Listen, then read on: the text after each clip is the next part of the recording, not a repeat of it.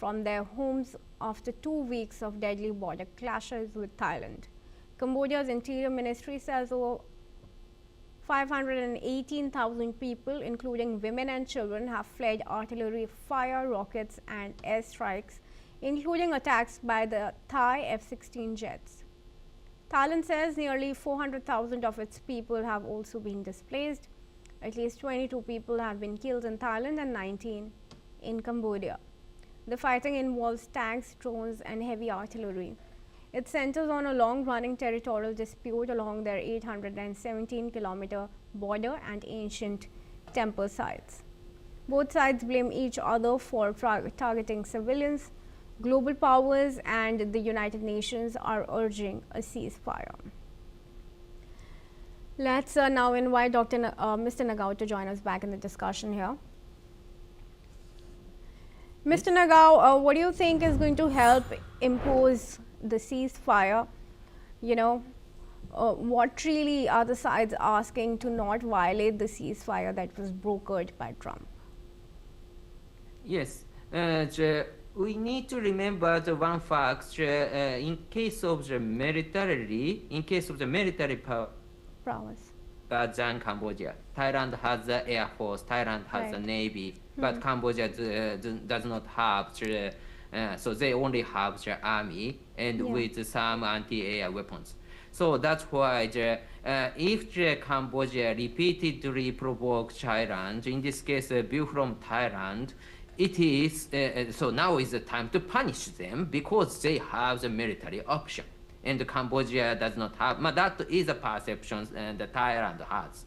So in this case, the first time they restrain, but the second time, okay, more we release the military power, the Thailand start to think and start to punish and bomb until the Cambodia apologize and completely surrender. Thailand continue to bomb and punish them. Something. This is the mood in this place just now, I think. So in this case, how to make ceasefire again is that a little bit difficult compared with the first time. First time is both the U.S. and China involved in this July this year. It has happened, but after that, in October. Of course, it is clear that there is a U.S.-China competition, and President Trump arranged this ceasefire between Thailand and Cambodia, but there was no Chinese presence in that place. So Chinese side want to complain, and the Chinese side is, of course, the support of the Cambodia. So that's why if Cambodia provoke this, there is a possibility China has a reason to support Cambodia. So now Cambodia's move, Cambodia is militarily they are weak, but because of their support, Cambodia can ask China to help. So there's a possibility that China will show the presence, and without China's involvement, it is difficult to commit ceasefire. Okay. So U.S. start to understand that they include China, and this time try to arrange it. So now situation rely on when the Thailand satisfy their punishment against Cambodia, and if Thailand satisfied, of course, because of both U.S. and China involved, there is a possibility ceasefire will come. But China will need to then strike a very delicate balance, because it can't even afford to upset Thailand, given the trade that it has with that nation. Of course, China can do that, but at the same time, the view from China want to get not only Cambodia but also the Thailand, because Thailand rely on their economy by accepting many foreign tourists, and in this case, Chinese foreign tourists are very important income for Thailand. And Thailand cooperate with China a lot too, even if the Thailand is former ally of the United States.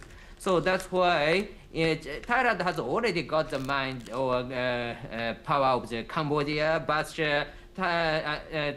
China hasn't got mind of the Thailand. So if view from China, by using this chance, they want to expand influence not only the Cambodia but also Thailand. It's maybe their national interest. So of course the US side want to prevent such kind of situation. So this is the US-China competition of their influence in Southeast Asia. The Thailand and Cambodia, of course, both the US and China want to get, but at the same time, currently Thailand is US, Cambodia is China, and how to expand their influence to the other side is the game of the diplomacy, I think.